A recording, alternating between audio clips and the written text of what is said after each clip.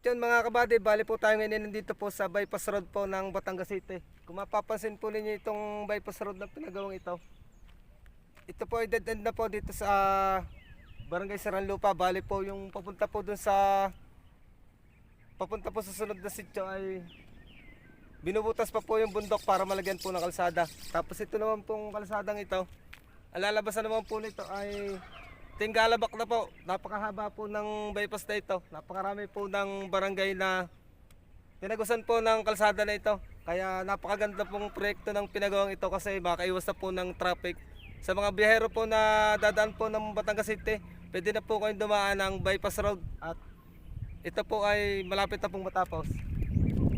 At kung mapapansin po ninyo mga kabady, napakaganda din ng view. Dito na makikita. Tanaw dito Mount Banoy. Bahay sa ibabaw ng Bataw, Highland Santo Domingo. Nandito po, matatanaw po dito.